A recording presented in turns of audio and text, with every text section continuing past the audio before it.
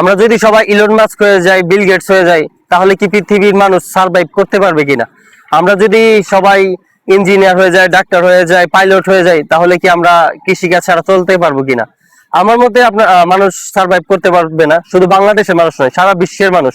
কারণ হচ্ছে গিয়ে মনে করেন আমরা সবাই বড়লোক হয়ে গেলাম, ঠিক আছে, কৃষিকাজ ছেড়ে দিলাম, তাহলে আমরা যে খাবারটা খাই, এই খাবারটা কোত্থেকে আসবে? হয়তো আমরা বাঙালি বলে আমরা হয়তো ভাত খাই, কিন্তু বাইরের দেশের মানুষ যারা যারা ফাস্ট ফুডের কথাই বলি, যেসব দেশে ভাত খায় না, তারা তো পিৎজা, বার্গার, এইগুলা স্যান্ডউইচ এইগুলা খায়, সেগুলা কিন্তু কৃষির মাধ্যমে উৎপাদন হয়। বুট, গম, ভুট্টা, এগুলো কৃষি ছাড়া কিন্তু এগুলো হয় না। এবং মাংস বলেন, মাছ বলেন, যে কোনো কিছুই হোক, শাক সবজিও কিন্তু কৃষকরাই ফলায়। সো যার ফলে কৃষকরা ছাড়া পৃথিবী চলবে না। সো আমার কাছে মনে হয় যে, মনে করেন যে একজন ডাক্তার, যে আল্লাহ তাআলার পরে তাকে দ্বিতীয় মানা হয়, ঠিক আছে, দ্বিতীয় গড বলা হয় তাকে, ঠিক আছে। তো সেও সার্ভাইভ করতে পারবে না।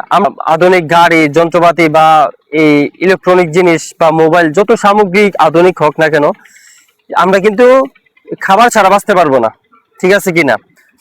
সেই জন্য কৃষি কাজটাকে আমাদের সরকারের উচিত এখানে প্রাধান্য দেওয়া।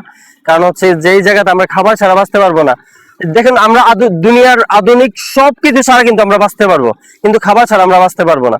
সো এই জন্য আমি আমার খুব আক্ষেপে এবং দুঃখে কষ্টে একটা কথা বলতে হচ্ছে যে, আমাদের যারা শিক্ষিত সমাজ, যারা দেশ পরিচালনা করতেছেন বর্তমানে, সরকার দল এবং বিরোধী দল, এই যে কিছুদিন আগে আমাদের সুনামগঞ্জ এবং কিশোরগঞ্জে প্রাকৃতিক দুর্যোগে বা অপরিকল্পিত বাদের কারণে কৃষি নষ্ট হয়ে গেছে।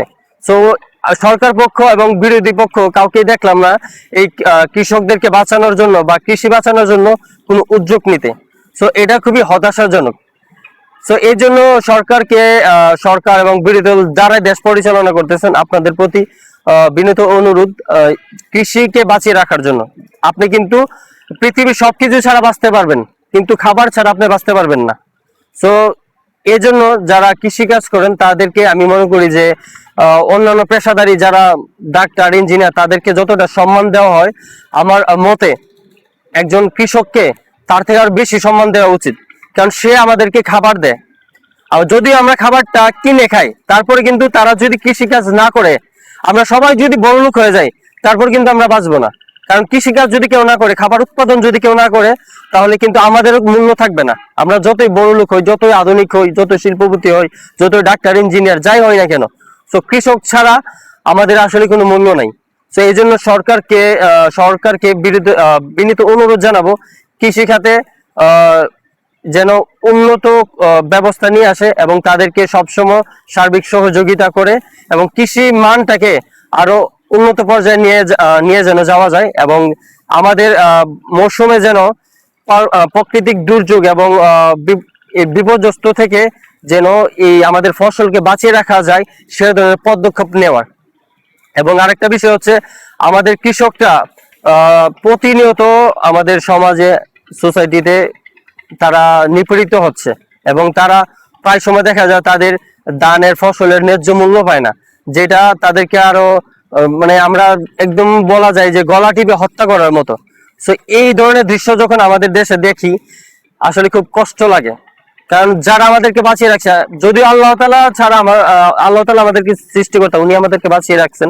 তো খাবার ছাড়া কিন্তু আমরা জীবনযাপন করতে পারবো না, বাঁচতে পারবো না। তো এর জন্য কৃষকরা যেন বাঁচে, এবং তাদেরকে যত ধরনের সুযোগ সুবিধা দেওয়া যায়, এই ধরনের উদ্যোগ নেওয়ার। সো আমি সরকারের প্রতি এবং বিরোধী দলের প্রতি অনুরোধ জানাবো, যেন আমাদের কৃষকদেরকে সঠিক মর্যাদা এবং সঠিক সম্মানটা করা হয় আমাদের সমাজে। তো সবাই ভালো থাকবেন, সুস্থ থাকবেন, নিজের খেয়াল রাখবেন। আসসালামু আলাইকুম।